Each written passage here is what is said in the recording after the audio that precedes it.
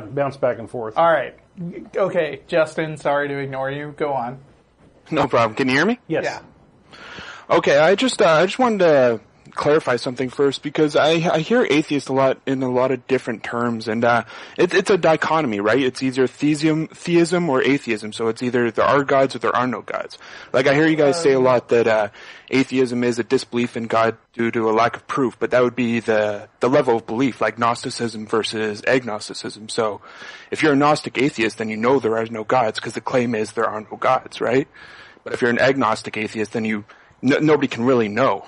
Well, like, it's believing in God or not believing in God is the distinction. I mean,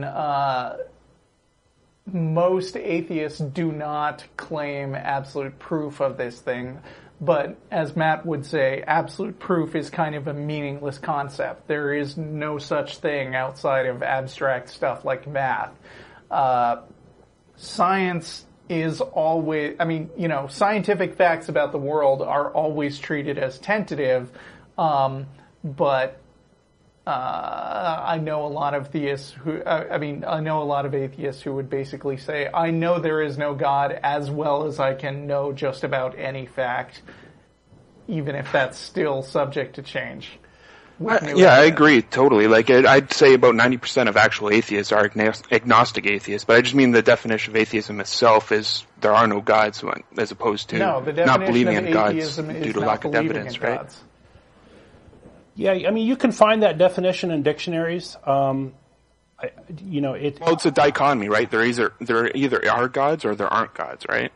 Yeah, but that doesn't mean that you have absolute knowledge of something. I mean, I'm not saying that. I'm just because it's not even an ideology. It's just a single point on a single stance, right? It's either there are or there not. The point is you either believe it or you Gnosticism don't. and agnosticism, right? Yeah, so we focus on belief, and even on our website we'll say, this is how we're defining atheism, and yes, there are other definitions out there, but that's the one we sort of use is that we're a non-believing. And so, if folks have a good reason to believe, then we'd like to hear it. We'd like to, mull it over. But I've been doing this show quite a long time, and I haven't heard a good argument, to be honest. Yeah. I don't blame you. I've heard all the crazy ones too. Which brings me to my actual question is about the commandments and stuff like that, because I know the 10 Commandments were supposedly put out by Moses, but wasn't it really just arbitrarily taken from the original 613?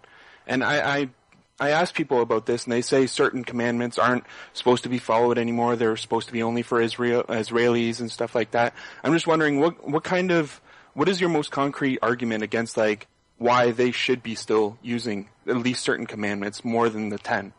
Well, they shouldn't use any of them because the Bible isn't, there is probably no God. I mean, I know. I'm just saying, like, if I was to argue with creationists or something like that to prove my point about the commandments.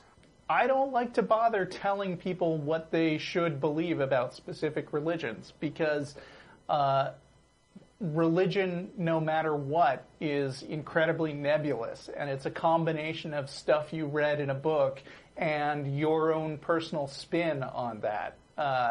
Adherence.com says that there are like 30,000 different sects of Christianity, but really I think there are as many individual sects of any religion as there are people that follow it.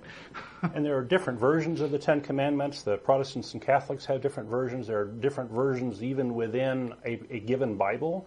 And this whole 613...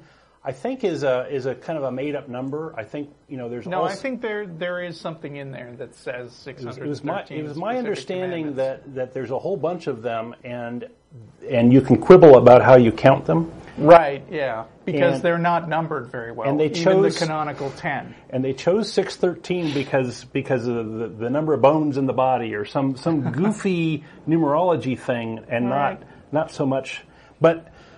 But whatever. I mean, there's all these different commandments and things, and different folks will different believers will have different weights for different edicts. Yeah, I mean, if it's up to me about something to argue about the Ten Commandments, I pick a specific thing in the Ten Commandments and argue it on its merits. I mean, I will say, okay, thou shalt not kill is actually a pretty good principle. It wasn't original to the ancient Jews. There are lots of things that tell you not to kill in, like, ancient Chinese law that predates it, or the Code of Hammurabi gives specific punishment for killing other people. Right. But so the good ones aren't unique. Yeah. And there's lots of bad ones. Yeah, and then and the bad ones, like, for instance, I don't want to come out in support of adultery or anything, but adultery is grounds for divorce in modern law, but it's not grounds for going to jail or anything. Right. So we don't really take adultery as a thou shalt not. It's just an unfortunate act that affects two people who have been lying to each other.